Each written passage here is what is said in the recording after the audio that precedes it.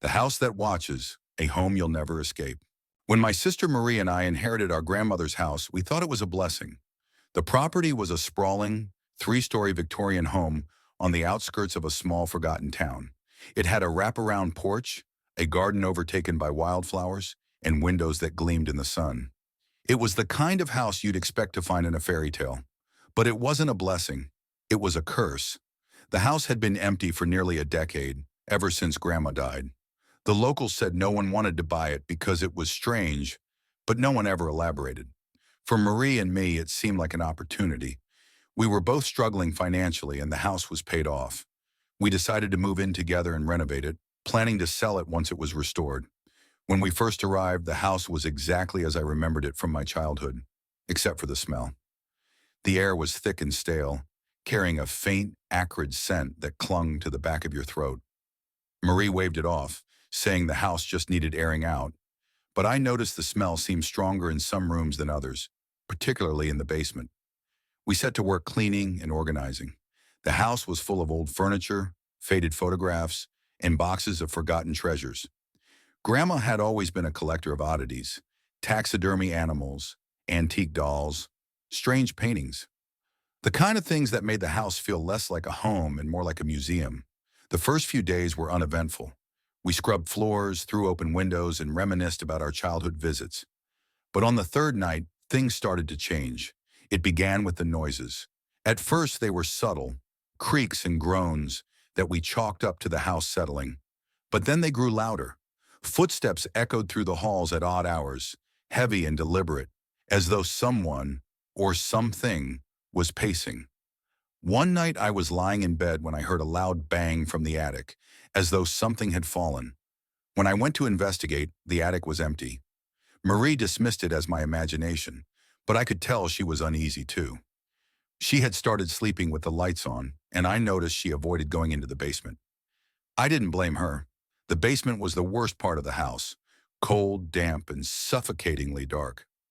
The smell was strongest there, and no matter how much we cleaned, it lingered. One afternoon, while sorting through boxes in the attic, I found something strange, a journal. Its leather cover was cracked and brittle, and the pages were filled with Grandma's handwriting. At first, the entries were normal, notes about the garden, recipes, musings about the weather. But as I flipped further, the tone changed. July 15th, 1992. The house is different. It feels angry. I hear things at night, things I can't explain. Yesterday, the rocking chair in the nursery moved on its own. I know what I saw. I tried to tell the priest, but he said I was imagining things. I'm not. The entries grew darker. She wrote about shadows that moved when no one was there, about whispers that came from the walls. In one entry, she mentioned finding scratch marks on the doors, deep gouges that appeared overnight. October 3rd, 1995. It wants me gone. I can feel it. I don't know what I did to anger it, but the house hates me.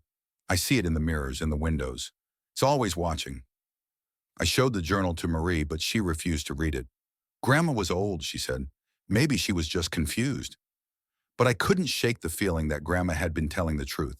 The house did feel alive, like it was watching us, waiting for something. And then the scratches started. One morning, we woke to find deep gouges in the front door, long and jagged as though made by claws. They weren't there the night before. We tried to tell ourselves it was an animal, but the scratches weren't just on the door. They appeared on the walls, the floors, even the furniture.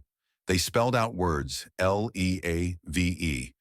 Marie wanted to call someone, an exorcist, a medium, anyone who could help. But I convinced her to wait. I wasn't ready to believe that the house was haunted. Not yet. That night, the banging started. It came from everywhere, above us, below us, around us. It shook the walls and rattled the windows. Marie and I huddled together in the living room, too scared to move.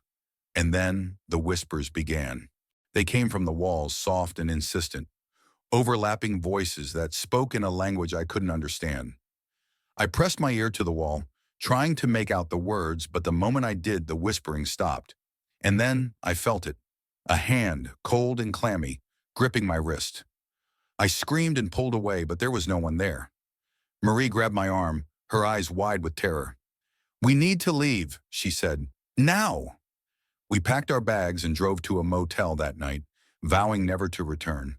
But as we lay in bed trying to convince ourselves we were safe, my phone buzzed with a notification. It was from the motion-activated camera we had set up in the living room. I opened the app and froze. The camera feed showed the living room, empty except for a single rocking chair.